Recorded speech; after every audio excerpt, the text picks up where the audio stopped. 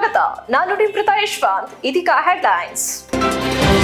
ಪ್ರಕೃತಿ ವಿಕೋಪ ನಿವಾರಕ ನಮ್ಮ ಪರಿಸರ ವಿನಾಯಕ, ಬಣ್ಣರಹಿತ ಮಣ್ಣಿನ ಮೂರ್ತಿಗಳನ್ನು ಪೂಜಿಸಲು ಈಶ್ವರ್ ಖಂಡ್ರೆ ಮನವಿ. ಸಿಎಂ ಡಿಸಿಎಂ ನೇತೃತ್ವದಲ್ಲಿಂದು ಕಾಂಗ್ರೆಸ್ ರಾಜಭವನ ಚಲೋ, ಪ್ರತಿಪಕ್ಷ ನಾಯಕರ ಪ್ರಾಸಿಕ್ಯೂಷನ್ಗೆ ಆಗ್ರಹಿಸಿ ಹೋರಾಟ. ಬಿಜೆಪಿಯವರಿಗೆ ನೂರಾರು ಕೋಟಿ ಕೊಟ್ಟು ಶಾಸಕರನ್ನು ಖರೀದಿ ಮಾಡುವುದು ಹೊಸದೇನಲ್ಲ ಎಂದು ಶಾಸಕ ಸಿ ಪುಟ್ಟರಂಗಶೆಟ್ಟಿ ಆಕ್ರೋಶ ಹೊರಹಾಕಿದ್ದಾರೆ.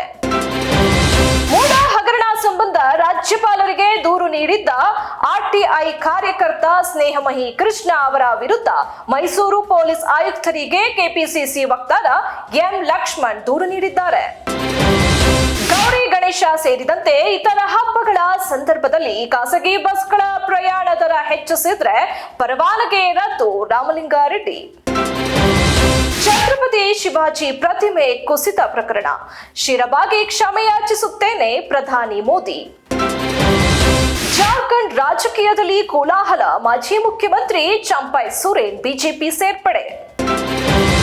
Elon Musk X social media ಕಾರ್ಯಾಚರಣೆ ಸಂಪೂರ್ಣ ಸ್ಥಗಿತಗೊಳಿಸಿ ಬ್ರೆಜಿಲ್ ಉಚ್ಚ ನ್ಯಾಯಾಲಯ ಆದೇಶ. ಮೊದಲ ದಿನವೇ ಭಾರತಕ್ಕೆ ಚಿನ್ನದ ಪುಳಕ, ಪ್ಯಾರಾಲಿಂಪಿಕ್ಸ್ನಲ್ಲಿ ಹಲವು ದಾಖಲೆ, ಒಟ್ಟು 4 ಪದಕ, ಮಹಿಳಾ ಕ್ರೀಡಾಪಟುಗಳ ಮೇಲುಗೈ.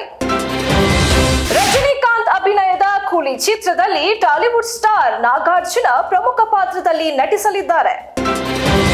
ಇದಾಗಿತ್ತು ಇವತ್ತಿನ ಪ್ರಮುಖ ಸುದ್ದಿ. ಮತ್ತಷ್ಟು ಸುದ್ದಿಗಳಿಗಾಗಿ ನೋಡ್ತಾ ಇರಿ ಪ್ರಜಾಧ್ವನಿ ಟಿವಿ.